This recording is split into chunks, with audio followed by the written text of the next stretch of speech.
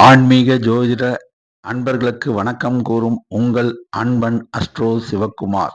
போகி பண்டிகை 2025 மகிழ்ச்சி கூடும் என்ற தலைப்பை பற்றி இப்பதிவில் நாம் விரிவாக காண்போம். போகி பண்டிகை என்றால் என்ன? மார்கழி மாதம் கடைசி நாளன்று கொண்டாடப்படும் பண்டிகையே போகி பண்டிகையாகும். பழையன கழிதலும் புதியன புகுதலும் என்பதுதான் இதனுடைய பொருள். பழைய உபயோகிக்க முடியாத பாய், தலையாணை, கூடை, முறம் போன்ற பொருட்களையும் கிழிந்து நைந்து போன பழைய துணியினையும் நம் முன்னோர்கள் எரித்து வந்தனர்.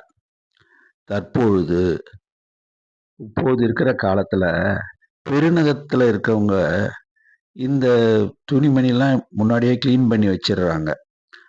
அவங்க என்ன பண்றாங்க, சிலர் இந்த சாஸ்திரத்துக்காக நம்ம கொளுத்தணுங்க அப்படின்னு நினைச்சுக்கிட்டு, பெருநகரத்துல மட்டும் கிடையாதுங்க, சின்ன நகரத்துலயும் இந்த மாதிரி செயல்கள் இப்ப நடக்குது. அதாவது பிளாஸ்டிக்கு, இந்த டயரு இதெல்லாம் போட்டு எரிக்கிறாங்க. இது சரியான முறை இல்லைங்க. இதன் விளைவு என்ன ஆகுன்னு தெரியுமா? கண் எரிச்சல், நுரையீரல் பாதிப்பு, நம்ம வீட்டில் இருக்க குழந்தைங்களுக்கெல்லாம் ஏற்படுதுங்க. வயதானவர்களுக்கும் இது ஏற்படுதுங்க. இது எதனால் ஏற்படுது? இந்த காத்து மாசுபடுதுங்க. அறியாம இந்த தப்புகளை செய்யறாங்க. அவங்களுக்கு தெரியல, அதனாலதான் இதை செய்யறாங்க. முடிஞ்ச வரைக்கும் இதை தவிர்க்குமாறு நான் கேட்டுக்கிறேங்க. சரி, என்ன வழிபாடுங்க அன்னைக்கு? வீட்டில் கன்னி பெண்கள், அதாவது கல்யாணம் ஆகாம ஒவ்வொரு குடும்பத்திலையும் அவங்களுடைய முன்னோர்களையோ தற்போதோ எப்பயோ இறந்திருப்பாங்க. அவங்கள சீலக்காரின்னு சொல்லி நம்ம முன்னோர்கள் வழிபட்டு வந்தாங்க. அது பற்றி விரிவா நம்ம பின்னாடி பார்ப்போம். நோய் தொற்று பரவாம இருக்கிறதுக்கு மஞ்சளும் சாணமும் கலந்து முன்னோர்கள் வீட்டுல தெளிப்பாங்க. இப்ப எங்கெங்க நம்ம டவுன்ல சாணம் கிடைக்குது அப்படின்னு எல்லாரும் சொல்றாங்க. நீங்க ஃபினைல் போட்டு கூட வீட்டை சுத்தம் பண்ணலாங்க. முன்னோர்கள் என்ன பண்ணுவாங்க, இந்த காப்பு கட்டுற முறை ஒன்று இருந்ததுங்க. அந்த காப்பு கட்டுற முறைன்னா என்ன தெரியுமாங்க? அந்த காலத்துல வீடு எல்லாம் பாத்தீங்கன்னா குடிசை வீடுகள் அதிகம், மச்சு வீடு 1-2 இருக்குங்க. தளம் போட்டது 1-2 வீடு இருக்கும். சிலது நாட்டு ஓடு போட்ட வீடுகள் இருக்கும். இதுதாங்க அந்த காலத்துல இருந்தது. இப்போதாங்க அடுக்குமாடி குடியிருப்பு, மற்றபடி தளம் போட்ட வீடுலாம் இப்போதானே வந்ததுங்க. மாவிலை, நொச்சின்னு நீங்க கேள்விப்பட்டிருப்பீங்க. அந்த நொச்சி தழை, அந்த இலை கம்பு கம்பா ஒடிச்சு, வேப்பம், நம்ம வேப்ப மரம் இருக்குங்க, அந்த வேப்ப இலையெல்லாம், துளசி, இதெல்லாம் வாசல்ல கட்டுவாங்க, பின் வாசல்லையும் கட்டுவாங்க. சித்த ஆயுர்வேத முறைப்படி இதுல காத்து பட்டு அந்த மூலிகை காத்து வீட்டுக்குள்ள வந்தா நோயே இருக்காதுங்க. பனிக்காலத்துல, குளிர்காலத்துல எல்லாருக்கும் பார்த்தீங்கன்னு வச்சுங்க, இந்த சளி பிடிக்கும், காய்ச்சல் வரும்.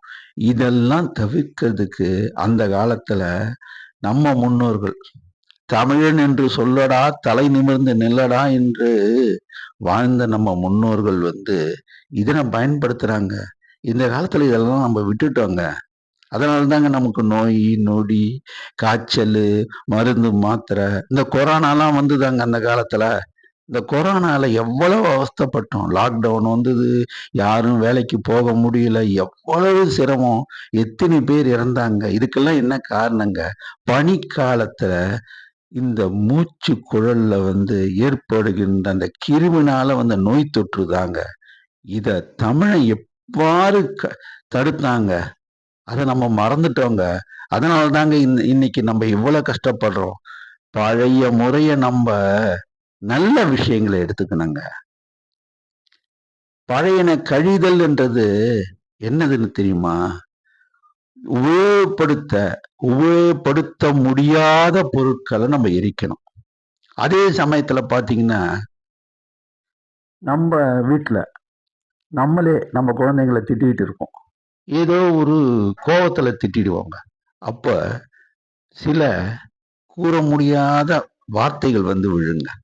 அந்த வார்த்தைகளை தவிர்க்கலாம் இல்லைங்க. கோபம். இப்ப எனக்கு கூட கோபம் அது அடிக்கடி வருதுங்க. இந்த போகி அன்னைக்கு நான் ஒரு முடிவு எடுத்திருக்கேங்க. கோபத்தை அறவே விட்டுடுவோம். இதுதாங்க பழைய பழையன கழிதல். இதெல்லாம் பழையன கழிதல்ங்க. ஆனா பழைய விஷயங்கள் நம்ம முன்னோர்கள் வாழ்ந்த காலத்துல கடைபிடிச்ச அந்த சித்த மருத்துவ முறைகளை, மூலிகைகளை கையாளுறது, இதை நம்ம கடைபிடிச்சோம்னா நமக்கு நோய் நொடியே வராதுங்க. மருந்து மாத்திரைக்கே வேலை கிடையாதுங்க. இது உண்மைங்க. அதை செய்வோங்க. புதியன புகுதல். புதிய விஷயம் என்ன விஷயம் தெரியுமாங்க? அன்பா பேசுறதுங்க. யாருக்கிட்டையும் சண்டை போடாம இருக்கிறதுங்க. பொறாமப்படாம இருக்கிறதுங்க. சில பேர் பார்த்தீங்கன்னா, ஊர்க்கதைகளை பேசுவாங்க. தேவையில்லாம பேசுவாங்க. அதெல்லாம் என்ன பலனுங்க? நம்ம நேரம் வீணாகுதுங்க. நம்மளுடைய வாழ்க்கை தரத்தை முன்னேற்றக்கூடிய காலத்தை விரயம் பண்றோங்க. இது தெரியாமையே நம்ம பண்றோங்க. அப்ப நம்ம வாழ்க்கை தரம் எப்படிங்க முன்னேறும்? அந்த நேரத்துல நம்ம ஏதாவது ஒரு நல்ல வேலையை செய்யலாம். இல்லைன்னா பள்ளிக்கு போற பிள்ளைங்க பாடம் படிக்கலாம். சில பிள்ளைங்கள பார்த்தீங்கன்னா, இந்த செல்போனை நோண்டிக்கிட்டு விளையாடிக்கிட்டே இருக்குங்க. அதுங்கெல்லாம் அதை விட்டுட்டு பாடத்தை படிக்கலாம். நல்ல விஷயங்களை கத்துக்கிட்டா இதுதாங்க புதியன புகுதல். சில பேர் எப்ப பார்த்தாலும் என்டர்டைன்மெண்ட், அதாவது பொழுதுபோக்குறதுக்காக நான் இதை பேசுறேங்க, அதை பேசுறேங்க, அவங்க இப்படி இருந்தாங்க, இதை செஞ்சாங்கன்னு சொல்லி விளையாட்டுத்தனமா தன்னுடைய காலத்தை விரயம் பண்ணிடுறாங்க. சிறு வயசுல காலத்தை விரயம் பண்ணிட்டா வயதான காலத்துல எப்படிங்க முன்னேற்றம் இருக்கும்? அதை உணர்ந்தாதாங்க புதியன புகுதல். அதை செஞ்சாவே நம்மளுடைய வாழ்க்கை தரம் உயர்ந்துருங்க. தமிழன் என்னைக்கும் முன்மாதிரியா வாழ்ந்தவங்க. என்னைக்குமே ஆதி காலத்து தமிழன் தாங்க நாகரிகத்தை பரப்புனவன். வேற எந்த சமூகத்துக்கும் இல்லாத நல்ல குணம் தமிழனுக்கு தாங்க உண்டு. தமிழன் தாங்க வீட்டுக்கு வந்த விருந்தாளிய உபசரித்து சோறு போட்டாங்க. மற்ற எந்த இனத்துக்கும் இந்த பழக்கம் கிடையாதுங்க. உலகத்துக்கு முன்மாதிரியா இருந்தது தமிழன் தாங்க. அந்த நல்ல விஷயங்களை நம்ம இப்ப மறந்து போயிட்டாங்க. காரணம், மேற்கத்திய கலாச்சாரம் நம்ம கிட்ட புகுந்துருச்சுங்க. அதனால அதெல்லாம் நம்ம மறந்துட்டோம். ஃபாஸ்ட் ஃபுட்டு சாப்பிட்றோம். உடலை கெடுத்துக்கிறோங்க. ஃபாஸ்ட் ஃபுட்டை தவிர்த்துட்டு நம்ம பழைய உணவுகளை, கம்பு, கேழ்வரகு, சிறுதானிய வகைகள், இதை சாப்பிட்டா நம்ம எவ்வளோ ஆரோக்கியமா இருப்போம். மருந்து மாத்திரைக்கே வேலை கிடையாதுங்க. டாக்டர் கிட்ட போக வேண்டிய அவசியம் இல்லைங்க. வீண் பொருட்செலவு கிடையாதுங்க. அந்த முறைய நம்ம இப்போ பயன்படுத்துவோங்க. இந்த உறுதிமொழியை நம்ம எடுத்துக்கிட்டா ரொம்ப மகிழ்ச்சித்தனமாண்டா மாறிடுங்க 2025. அதுதாங்க நாங்கள் போகி பண்டிகையும் மகிழ்ச்சியும் கூடுன்னு சொன்னது. அந்த காலத்துல பாத்தீங்கன்னா ஒரு நல்ல பழக்கம் இருந்ததுங்க. நம்ம முன்னோர்கள் என்ன பண்ணுவாங்க தெரியுமா? ஏடு எடுக்கும் நாளா அந்த நாளை உபயோகப்படுத்தினாங்க. அந்த காலத்துல பேப்பர்லாம் கிடையாதுங்க. நான் சொல்றது 100 வருஷத்துக்கு முன்னாடி. கூட்டன்பர்க் தாங்க அச்சு எந்திரத்தை கண்டுபிடிச்சாரு. அதுக்கப்புறம் தாங்க பேப்பர் வந்தது. ஆங்கிலேயர் கண்டுபிடிச்சதுக்கு அப்புறம் தானே வந்தது எழுத்து முறையே. அதுக்கு முன்னாடி எழுத்தாணி வச்சுதாங்க நம்ம முன்னோர்கள் எழுதுனாங்க எல்லாத்தையுமே. அப்ப அந்த ஏடெல்லாம் கரையான் படிச்ச ஏடெல்லாம் நீக்கிட்டு புதிய ஏட்டில் தங்களுடைய வரவு செலவுகள், மற்றது பார்த்தீங்கன்னா வெண்பாக்கள், நம்ம அடுத்த தலைமுறைக்கு வரக்கூடிய செய்திகள்லாம் குறிச்சு வச்சாங்க நம்ம முன்னோர்கள்.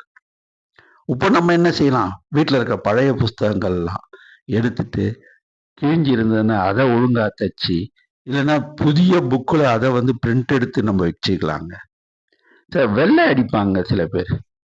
இப்போ ஃப்ளாட்ல யாரும் அடிக்கிறது இல்லைங்க. எல்லா பில்டரே அடிச்சு கொடுத்துட்றாங்க. ஆனா ஊர்ல எல்லாம் வெள்ளை அடிப்பாங்க. போகிக்கு முன்னாடியே வெள்ளை அடிச்சிருந்தாங்க. போகி அன்னைக்கு வெள்ளை அடிக்க கூடாது. அது ரொம்ப முக்கியங்க. வெள்ளை அடிச்சதுக்கு காரணம் என்ன தெரியுமாங்க? இந்த நோய்க்கு இதெல்லாம் இந்த வைரஸ், பாக்டீரியாலாம் இருக்குங்க செவுத்துல. அதெல்லாம் சுத்தமா போயிடுங்க. அந்த சுண்ணாம்பு காரத்துல எல்லாம் பறந்துடுங்க. நோயை நீக்கிறதுக்கு தாங்க நம்ம முன்னோர்கள் அதை செஞ்சாங்க. ஆரோக்கியத்துக்காக செஞ்ச முறைங்க. முதல்ல நம்ம அதை தெரிஞ்சுக்குவோம். போகி வழிபாடுனா என்ன? அதை இப்போ பார்க்கலாம். என்னென்னலாம் படைக்கலாம்? எப்படி படைக்கணும்? நம்ம முன்னோர்கள் நிலக்கடலை உருண்டை, வேர்க்கடலை உருண்டை, போலி, ஒப்பிட்டு இதெல்லாம் கன்னி தெய்வங்கள். அதாவது அவங்கவுங்க குடும்பத்துல கல்யாணம் ஆகாம இறந்து போன கன்னிமார்களை கன்னி தெய்வங்களா வழிபட்டாங்க. குலசாமிகளையும் வழிபட்டாங்க. சில குடும்பத்துல பாத்தீங்கன்னா பச்சரிசிய சோறா வடிச்சு ஒரு தலைவாழையில எடுத்து வச்சு அதுல அந்த சோற்றை வைப்பாங்க. நடுவில் ஒரு சின்ன குழியை ஏற்படுத்துவாங்க. அதுல பசு தயிர், எருமாட்டு தயிர் இல்லைங்க, பசுந்தயிரை ஊத்துவாங்க. ஒரு வாழைப்பழத்தை எடுத்துக்குவாங்க. அதை 3 பாகமா அரிஞ்சிக்குவாங்க. நறுக்கிட்டு தோலை நீக்கி 3 பக்கம் வச்சு அதோட 3 அச்சு வெள்ள துண்டை வைப்பாங்க. இதை சோத்து மேல வச்சுட்டு வணங்குவாங்க. இது ஒரு முறைங்க. சில குடும்பங்கள்ல பாத்தீங்கன்னா பச்சரி சோறு வடிச்சு வச்சிருவாங்க. அது கூட கன்னிசாமிக்கு அவங்க குலத்துல கன்னிசாமியா கன்னியா இருந்து இறந்தாங்களோ அவங்களுக்கு பிடிச்ச காய்கறிகளை சமைச்சு வைப்பாங்க. இது சில குடும்பத்துல பண்றாங்க. வெத்தலைப்பாக்கு, வாழைப்பழம், தேங்காய் உடைச்சி சில பேர் வச்சு ஊதுவத்தி ஏத்தி தீபம் ஏற்றி சூடங்காட்டி வழிபடுவாங்க. இது ஒரு குடும்பங்கள் செய்யுதுங்க. இந்த எந்த முறையும் நீங்க செய்யலாங்க.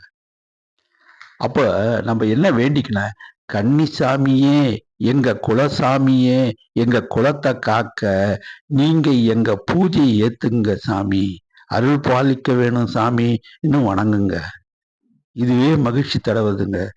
இன்னும் ஒண்ணு சேர்த்துக்கிட்டோமே, கன்னிசாமியே, எங்க குலசாமியே, எங்க குலத்தை காத்துடு சாமியே, நாங்க நல்லா இருக்க கன்னிசாமியே, எங்க வீட்டுல நிரந்தரமா தங்கிடு சாமியே, எங்களை காத்துட சாமியே என்று சொல்லி சொல்லி வணங்குங்க. உங்க கன்னிசாமி, உங்க குலசாமி உங்க வீட்டிலேயே நிரந்தரமா தங்கி உங்களுக்கு நோய் நொடி இல்லாம எந்த பிரச்சனையும் இல்லாம ஆரோக்கியத்தமா இருக்கிறதுக்கும், பணவரவு வர்றதுக்கும், தனவரவு வர்றதுக்கும், அவங்கவங்க செய்யல தொழில் விருத்தி ஆவறதுக்கும், கல்யாணம் ஆகாத கன்னி பெண்களுக்கும் ஆண்களுக்கும் கல்யாண பாக்கியம் கூடுறதுக்கும், குழந்தை குட்டி இல்லாதவங்களுக்கு குழந்தை பாக்கியம் கிடைக்கிறதுக்கும் அந்த கன்னிசாமியும் குலசாமியும் அருள் பாலிப்பாங்க. ரொம்ப முக்கியமான பூசங்க இது. இதை தவறாம செஞ்சிருங்க. சில பேர் என்ன செய்வாங்க தெரியுமா, மாமிசம் சமைச்சு வச்சு படைப்பாங்க. முடிந்த அளவுக்கு மாமிச படையில தவிர்த்துருங்க. இல்லைங்க எங்களுக்கு இதுதான் பழக்கம்னு சொன்னா அது அவங்கவங்க பழக்கங்க. என்னை பொறுத்தளவுக்கு முடிஞ்ச அளவுக்கு தவிர்த்துட்டு நீங்க பூஜை பண்ணுங்க. உங்க குலசாமி, உங்க கன்னிசாமி நிரந்தரமா உங்க வீட்டுல தங்கி உங்க குடும்பத்தை நல்லா பார்த்துக்குவாங்க. அடுத்தது இன்னொரு முக்கியமான விஷயங்க. இந்த மார்கழி மாசம் பாவை நோன்புன்னு சொல்லுவாங்க. இப்ப இந்த காலத்துல யாரும் இருக்கிறது இல்லைங்க. ஆண்டாள் நாச்சியார் திருப்பாவை பாடினாங்க. மார்கழி மாசம் முழுக்க அந்த பாடல்களை பாடிக்கிட்டு இருப்பாங்க. பாவை நோன்பு இருந்து எம்பெருமான் நாராயணனே கணவனா அடையணும்னு சொல்லிட்டு ஆண்டாள் நாச்சியார் இருந்து அவ்வாறே அடைஞ்சாங்க. இதுதான் மார்கழி மாதம் பாவை நோன்புன்னு சொல்லுவாங்க. இந்த ஆண்டாள் திருமணம் பங்குனி உத்தர நாள்ல நடந்ததுங்க. மார்கழி மாசம் பாவை நோம்புடைய மகத்துவத்தையும் தத்துவத்தையும் விளக்குற மாதிரி வைணவ தலங்கள்ல ஒரு நிகழ்வு நடக்குதுங்க.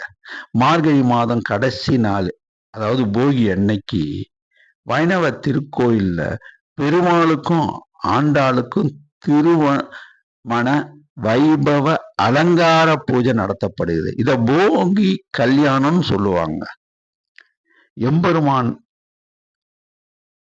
நாராயணரும் ஆண்டாளும் திருமண கோலத்துல போகி அன்று வைணவ தலங்களுக்கு நீங்க சென்று தரிசிச்சீங்கன்னா, யாரு முக்கியமா போய் தரிசனம் பண்ணணும் தெரியுமா, கல்யாணம் ஆகாத இருக்க பெண்களும் கல்யாணம் ஆகாத இருக்கின்ற ஆண்களும், நம்மளுக்கு கல்யாணமே கூடல அப்படின்னு வருத்தப்படுறவங்களும் அன்னைக்கு போய் எம்பெருமானையும் ஆண்டாள் திருமண கோலத்தையும் தரிசனம் பார்த்தா எம்பெருமான் நாராயணனுடைய அருளால திருமண வரம் கிடைக்குங்க. இது ஐதீகங்க.